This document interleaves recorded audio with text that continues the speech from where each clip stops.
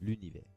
Voilà une chose assez concrète quand on y pense. C'est vrai, il nous suffit de lever les yeux au ciel et c'est ce qu'on regarde directement, qu'on contemple indirectement. C'est tout ce qui nous entoure. Simplement, c'est quelque chose d'assez complexe et même les scientifiques se posent énormément de questions à son sujet, notamment comment a-t-il été créé. C'est quelque chose de très important, le Big Bang, on ne sait pas pourquoi il y a eu un Big Bang un jour. On se demande aussi comment il a bien pu devenir ce qu'il est aujourd'hui, pourquoi il est en expansion accélérée, pourquoi. C'est ce qu'on va développer dans cette vidéo. Bonjour, avez-vous un instant pour la science? Vous l'aurez compris, on ne va pas tout développer aujourd'hui, mais on va s'attarder à une des questions que j'ai posées juste avant, c'est comment a-t-il été créé? Alors effectivement, je n'ai pas la science infuse, hein, je ne pourrai pas répondre ce que même les scientifiques n'arrivent pas à déchiffrer, mais on va s'attarder plus sur ce qu'il y a eu après le Big Bang, c'est-à-dire dans les quelques secondes juste après cette explosion. Cela étant dit, nous allons pouvoir nous lancer dans le dur, dans le concret, attachez vos ceintures et on décolle! Commençons par le commencement. Il y a bien longtemps, dans une galaxie très loin. Non, bon, ok, c'est déjà pris. Au commencement, il n'y avait rien. Et de ce rien... Non. Déjà pris aussi? Bon. L'univers tel que nous le voyons aujourd'hui n'était pas grand-chose il y a environ 13,4 milliards d'années. En effet, tout ce que nous pouvons observer dans le cosmos était réduit à ce que l'on appelle une singularité. Visualisez ça par une minuscule bille, pas plus gros qu'une poussière, qui tout d'un coup s'est mise à exploser. Comme je l'ai dit en début de vidéo, ce n'est pas réellement une explosion qui s'est passée il y a 13,4 milliards d'années. Mais ce modèle est tellement simple comparé au réel modèle physique que nous n'allons pas nous en priver. Ça vous rassure? Moi aussi. En vérité, ce modèle de gros boom, donc le Big Bang, a été émis pour la première fois sur une chaîne de la BBC pendant un programme s'appelant The Nature of Things par le physicien britannique Fred Hoyle. Comme vous le savez peut-être, nous ne sommes toujours pas en mesure de savoir ce qui a fait que cette singularité, il y a 13,4 milliards d'années, explose entre guillemets. Mais nous y travaillons et c'est pourquoi nous avons envoyé certains satellites dans l'espace qui peut-être un jour seront en mesure de nous donner les réponses à nos questions. Pour plus d'informations, n'hésitez pas à regarder mon ancienne vidéo qui s'affiche juste ici. Oh mais quel autopromo, c'est bon! J'ai conscience que depuis le début de cette vidéo, vous n'avez pas appris grand chose. Ce que tu dis n'a aucun sens. Mais vous inquiétez pas, nous y sommes enfin. Une fois l'explosion passée, notre univers accroît de façon exponentielle. L'exponentielle, c'est un modèle mathématique, enfin c'est même pas un modèle, c'est une courbe mathématique que voici. Elle décrit tout simplement que plus le temps s'écoulait après l'explosion, plus l'inflation était rapide et importante. Comme vous pouvez le voir sur la courbe, au départ ça monte normalement et ensuite ça croît énormément.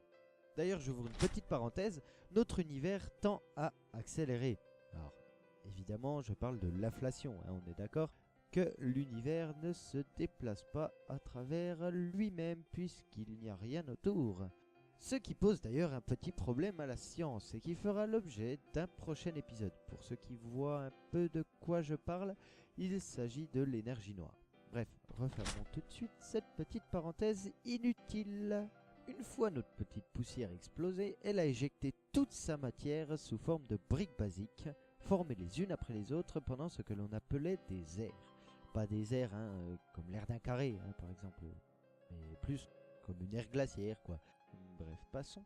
C'est alors que pour chaque aire, de luttes phénoménales se déroulèrent et ainsi formèrent des briques élémentaires, engendrant une nouvelle guerre entre ces nouvelles briques. Tu es perdu? C'est normal, et attends la suite. Pendant chacune de ces batailles, les particules créées devraient faire face à leur côté négatif. C'est pourquoi l'univers à cette époque, entre 10 puissance moins 12 secondes et 10 secondes après le Big Bang, ressemblait à une soupe de matière extrêmement chaude, des milliards de milliards de milliards de milliards de milliards de degrés, j'ai peut-être un peu abusé sur le chiffre, composée de particules élémentaires. Une fois chacune des aires achevées et les batailles entre les particules et antiparticules terminées, la soupe qu'était notre univers a commencé à refroidir. On a soufflé dessus comme ça. Soit dit en passant, je prends ça un petit peu à la légère, mais c'est vrai que ces batailles entre particules et antiparticules étaient vraiment très importantes à l'époque. En vérité, il y aurait eu à peine plus d'antiparticules gagnantes.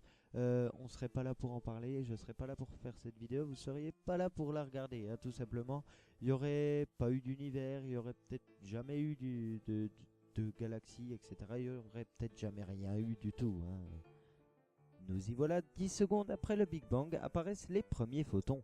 Premiers photons qui, je le rappelle, sont captés par WMAP. Et pour ceux qui ne savent pas ce qu'est un photon, et je vais l'expliquer, c'est tout simplement la particule de lumière qui voyage dans notre univers. Cependant, après 380 000 années après le Big Bang, continuent de se créer les photons.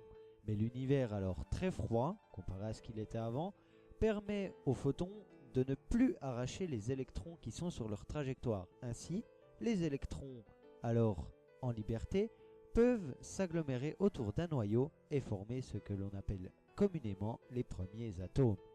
Le premier atome à voir le jour est le plus connu de tous, puisque le plus basique en chimie, c'est bien sûr l'hydrogène. Ce qui est un peu moins connu, c'est qu'il s'appelle aussi proton. Et il fut créé lors d'une phase que les scientifiques appellent la nucléosynthèse, qui a commencé à peu près 3 minutes après le Big Bang. Pendant cette phase de 17 minutes, la nucléosynthèse par interaction forte s'opère, et ainsi les hydrogènes rencontrant d'autres hydrogènes peuvent céder un de leurs électrons pour former ensuite l'hélium. En effet, c'est le deuxième atome à venir dans le tableau périodique, suivi ensuite du lithium, du beryllium, etc. Vient alors le moment fatidique où notre univers est assez froid pour que les premiers atomes commencent à s'agglomérer ensemble et former les premières molécules. Premières molécules formant ainsi les premières matières, et les premières matières, gaz, etc., forment alors les premières étoiles.